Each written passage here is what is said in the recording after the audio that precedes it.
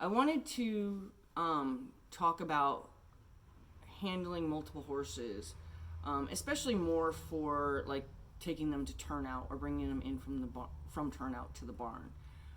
Whether you allow that as far as people that help you out at your barn or you do it yourself.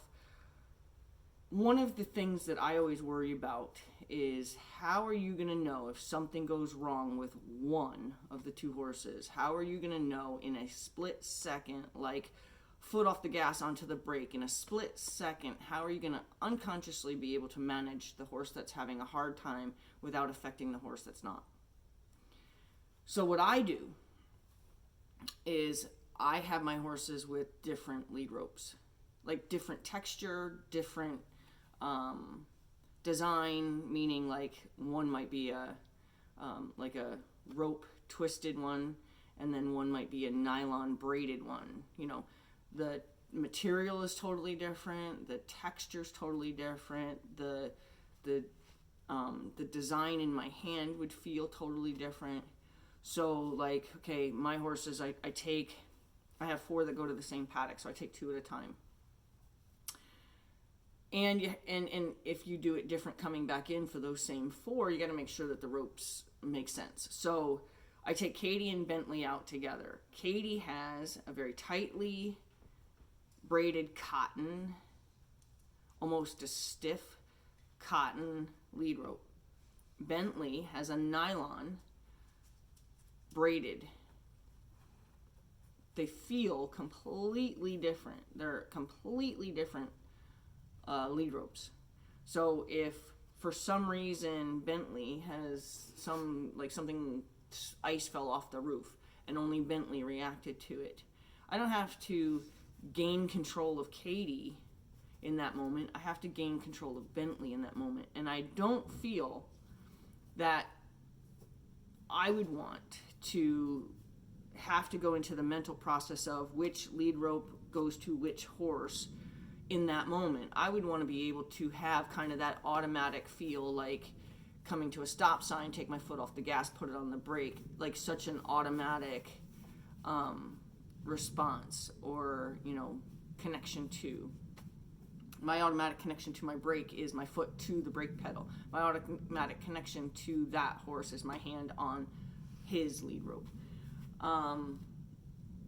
I think that's just, if you're gonna do it yourself or allow people to move multiple horses, I only move 2 at a time. I would never move more than 2. I think then you almost are asking for a train wreck, because the first 50 times you lead 6 horses out together doesn't mean that one day somebody shows up with a dog that's never been at the farm and jumped out of the car before the owner could shut the door, and now that dog just came after all those horses. Now you have 6 horses responding like a herd. Okay, and what does a herd do when something's chasing them? A herd runs.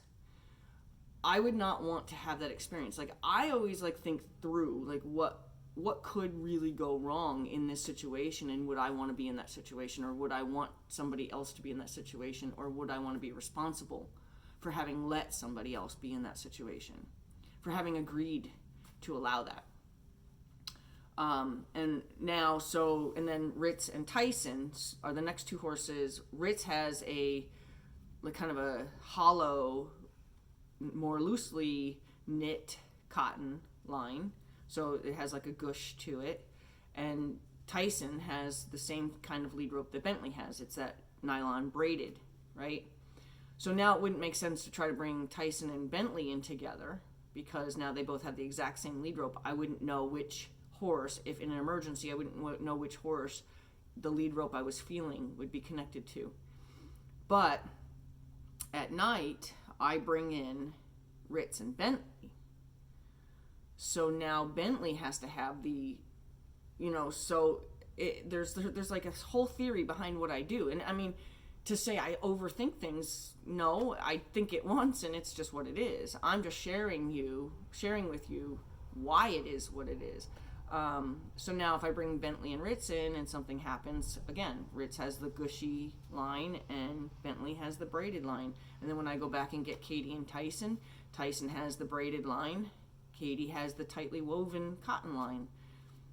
Never, ever, ever would I not know which horse is which horse if I had an emergency. You know, I've discovered a lot of wildlife here, and I'm finding dog prints on the property that don't belong to any dog I own, and it's kind of a once in a while thing, but I don't know if I'm ever going to encounter whatever that is. If it's a dog, a fox, or a coyote, I don't know if I'm going to actually encounter that. I want to make sure that if I do come around the corner of my barn and there is something we've never experienced, I know how to manage both of my horses easily, or one in particular easy. The reason I do the different lead ropes is specifically so I can manage one horse that needs my attention while the other horse may not.